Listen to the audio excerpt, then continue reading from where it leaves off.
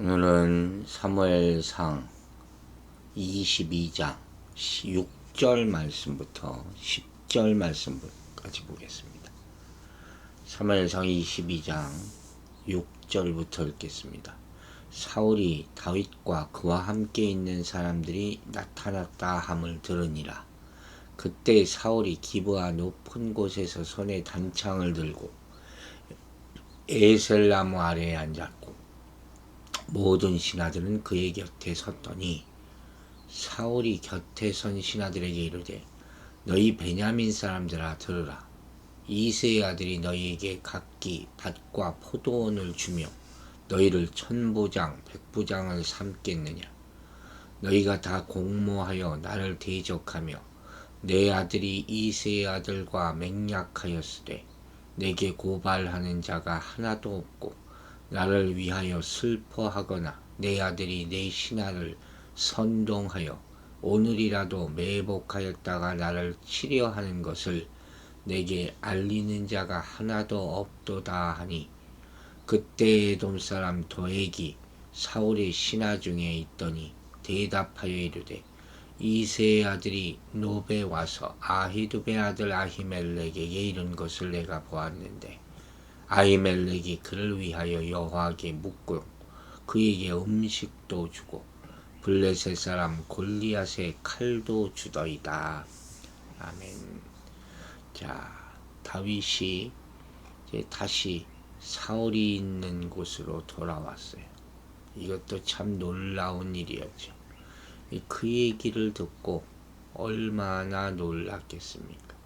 보면 사울이 다윗과 그와 함께 있는 사람들이 나타났다 함을 들으니라 그랬잖아요. 다윗이 나타나기는 나타났는데 또 혼자가 아니라 많은 무리와 함께 나타났어요. 그러니까 사울이 다윗을 죽이려 했지 않습니까? 그러니 이 사울이 이 말을 듣고 얼마나 놀랐겠냐는 거죠. 사울은 다윗의 행방을 알기 위해서 많은 노력을 기울여왔을 것이에요. 이런 사실이 바로 나타났다라는 단어에서 알 수 있죠. 여기 나타났다라는 단어의 원어적인 의미는 안다라는 의미거든요. 피상적인로만 아는 것이 아니라 우리가 성경에서 자주 얘기하죠. 꿰뚫어 보고 있다는 거죠. 제가 얘기했잖아요. 안다, 본다 이런 말들이 참 중요한 것이라. 사울이 아주 혼비백산했을 거예요. 지금 그가 높은 곳에 앉아 있었다. 이 높은 곳의 1차적인 의미는 높이 쌓아 올린 대를 말하는 것이겠죠. 지명을 나타내는 고유명사로 사용될 때도 있어요. 여기 사울의 수도였던 기브아라는 지명이 나오기 때문에 일반 명사처럼 해석하는 것이 자연스럽게 보일 수 있습니다. 그러나 라마가 대부분 신적 존재를 섬기기 위해서 쌓아놓은 곳이라는 의미를 지닌다는 점에서 착안한다면 당시 사울은 자신을 신처럼 높이기 위한 인위적인 그런 망대 같은 곳을 만들었다. 자기 권위를 지키려고 하는 그런 수작들이죠. 보통 진짜 권위가 없는 사람들이 이런 일을 하는 것이죠. 그리고 손에 단창을 들었다 그랬어요. 일반적으로 고대 근동의 왕들은 왕권의 상징으로 호를 들고 있었습니다. 사울은 단창을 가지고 있었던 모습이 자주 보입니다. 이것은 당시 상황이 전시였다는 점과 더불어서 특별히 다윗에 대한 적대감 때문에 언제든지 그를 죽이기 위한 그런 모습으로 볼 수가 있죠. 또 에셀 나무 아래 앉았다는 표현도 있어요. 에셀 나무는 주로 수분이 많은 와디에서 자란다 그래요. 따라서 고지대였던 기브아에서 자기는 어려웠을 것이에요. 그런데도 에셀 나무가 있었다는 것은 사울이 에셀 나무를 좋아했기 때문이기도 하지만 이 나무가 과거 아브라함과 관계됐고 또 자신의 권위를 높여준다고 아마도 생각했기 때문으로 해석을 합니다. 또 하나의 배경 설명으로는 모든 신하가 그 곁에 있었다는 거예요. 위용을 나타내는 거겠죠. 절대 군주가 자신의 위용을 나타낼 때 모든 신하를 기립시켜 놓은 자기 편에 서는 것이 누구냐, 이걸 보기 위해서 하는 행위겠죠. 아마도 당시 사울은 굉장히 놀랍고도 흥분된 상태였을 것이고, 그 부하들을 질책하는 분위기 속에서 소위 말하는 왕의 회의, 어전 회의겠죠. 이것을 하기 위해서 이런 분위기를 만든 것으로 볼 수 있습니다. 그리고 말합니다. 신하들에게 이르되 너희 베냐민 사람들아 들으라. 이새의 아들이 너희에게 각기 밭과 포도원을 주며 너희로 천부장 백부장을 삼겠느냐. 이게 무슨 소리냐면, 지금 사울은 자기 측근들을 다 같은 지파 사람인 베냐민 지파로 구성을 한 것 같아요. 사울이 베냐민 지파 출신 아닙니까? 그리고 이들에게 포도원과 밭을 주었다는 거예요. 그래서 천부장과 백부장을 삼았다는 거예요. 돈 주고 산 거예요. 자기 편을 만든 거예요. 그런데 사실 이들에게 준 포도원과 밭 이런 것들은 일반 백성들에게서 강제로 빼앗은 것이거든요. 이러한 현상은 일찍이 왕의 제도를 구하는 이스라엘 사람들에게 사무엘이 경고했던 거죠. 왕을 세우면 왕이 너희들 것을 다 뺏어갈 텐데 왜 왕이 필요하다 그러느냐. 그렇지 않습니까? 어쨌든 그러면서 사울이 그 신하들에게 다윗은 너희에게 포도원을 주며 천부장 백부장을 삼겠느냐. 이게 정말 유치한 질문이죠. 이 질문 속에는 다윗은 다른 지파인데 그거예요. 너희에게 내가 해준 것처럼 그렇게 해주겠느냐. 나는 우리 지파를 지키는 사람이다. 그는 유다 지파 사람인데 너희들 거 뺏어서 유다 지파에게 주지 않겠느냐. 그러므로 내 편에 서라. 그것이 너희에게 유익이 될 것이다 하면서 은근히 압박을 주는 것이죠. 이런 것 자체도 다 사울이 전 이스라엘 지파의 왕이 될 자격이 없담을 보여주는 거죠. 자신의 지파인 베냐민 지파 사람만 유익을 위해서만 있는 왕이 이스라엘에게 뭐가 필요하겠습니까? 그런 자격도 그릇도 되지 않는 것이죠. 그러니까 이렇게 사울이 자신과 신하들이 베냐민 지파라는 사실을 여기서 언급한 것은 물론 다윗이 자신들과 다른 유다 지파임을 강조하기 위한 것이겠죠. 적대시하는 것이죠. 혈연에 의지해서 자기 편이라고 생각하는 신하들에게 호소하고 있는 그런 상황이죠. 또 하나는 계속해서 다윗의 이름을 부르지 않고 이새의 아들이라고 부르지 않습니까? 그걸 경멸하고 있는 거예요. 끝까지 경멸하고 그의 이름조차 입에 올리기 싫어하는 다윗의 속마음을 나타내 보여주고 있는 장면이 지금 장면이라 할 수 있습니다. 제 8절을 보겠습니다. 너희가 다 공모하여 나를 대적하며 내 아들이 이새의 아들과 맹약하였으되 내게 고발하는 자가 하나도 없고 나를 위하여 슬퍼하거나 내 아들이 내 신하를 선동하여 오늘이라도 매복하였다가 나를 치려하는 것을 내게 고발하는 자가 하나도 없도다. 사울이 말하고 있는 내용이 사울의 지금 처지예요. 참 부끄러운 모습을 스스로 밝히고 있는 것이죠. 이게 지금 이 다윗의 그를 추종하는 400명의 사람들과 함께 돌아왔다는 말을 들은 사울은 자신 안에 내재해 있던 피해 의식을 신하들에게 그대로 다 얘기하고 있는 거예요. 그런데 이 말이 사실 자신이 피해 의식이지 사실은 아니잖아요. 너희가 다 공모해서 나를 대적했다. 언제 그랬습니까? 자기가 그렇게 생각하는 것이지. 거의 지금 정신병에 이르고 있는 거예요. 공모라는 것이 어떤 것을 무엇인가에 묶거나 연결시키는 것이라는 의미가 있잖아요. 본어적인 의미로. 세상적으로 보면 인간들끼리 서로 함께 뭉친 거거든요. 사울은 신하들이 모두 자신을 대적해서 죽이려고 음모를 꾸몄다고 지금 망상에 빠져 있는 거예요. 그래서 다윗과 요나단이 언약을 맺었고 서로 정보 교환을 한 것을 알면서 자기에게 보고하지 않았다고 생각하는 것이죠. 근데 자기들은 다 알고 있으면서 나만 몰랐다, 고발하지 않았다. 이걸 지금 질책을 하는 그런 상황입니다. 여기 한 가지 놀라운 내용이 나오는데 그게 뭐냐면 내 아들이 내 신하를 선동했다. 그랬어요. 배반하도록 선동했다. 요나단이 그랬다는 거예요.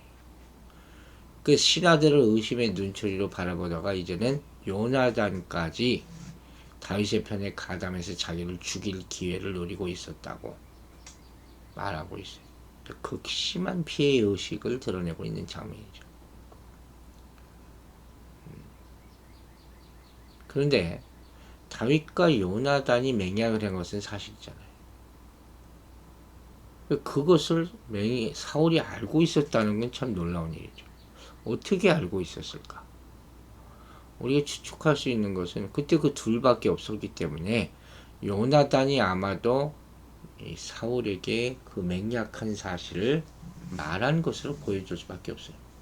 그러면서 다윗을 죽이지 말라고 했겠죠. 또 그 맹약이 떳떳한 것이었음을 증명할 수도 있는 것이죠. 아무리 생각해도 이 다윗이 잘못한 것이 없는데.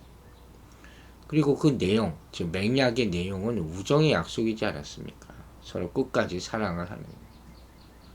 근데 사울은 지금 요나단이 다윗과 함께 자신을 몰아내고 왕권을 차지하기 위해서 맹약을 한 것으로 오해하고 있는 것이죠.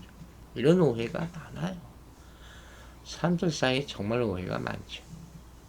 한마디, 한번 만나서 말하면 풀릴 수 있는 것들이 참 많은데 그걸 서로 자존심 때문에 하지 못하고 있는 경우도 많죠. 그래서 어쨌든 간에 사울은 지금 시나리뿐만 아니라 요나단까지 지금 선동을 해서 자신을 몰아내려 했다고 지금 말하고 있는 거예요. 내게 고발하는 자가 하나도 없다. 이 표현을 여러 번 사용하면서 자기가 포도원과 밭도 주고 천부장 백부장 직책도 주고 다 주었는데 자기 편 서는 사람 하나도 없다고 말하면서 충성을 시험하고 있는 모든 왕이 아마 이런 식으로 하겠죠. 어쨌든 안타까운 모습입니다. 여기서 우리 아주 대조적인 장면을 보는 거예요. 오늘 이 말씀이 주제라고 할 수도 있어요. 바로 다윗이 원통하고 연약하고 또 피해를 본 많은 불쌍한 사람들을 도우는 입장에 있었다면 그들이 찾아갔잖아요. 아들람 동굴로. 그런데 사울은 그 반대죠. 자기 측근들을 원망하고 불평하는 모습이죠. 사울은 사무엘이 이스라엘 백성에게 예언했던 것처럼 왕으로서 자신에게 주어진 권한을 남용하고 협박하는 모습을 보이고 있는 거예요. 매도하고 있는 거예요. 이렇게 자기 스스로가 자기의 왕권을 버리는 거죠. 그런데 이때 에돔 사람 도액이라는 사람이 나타납니다. 9절이에요.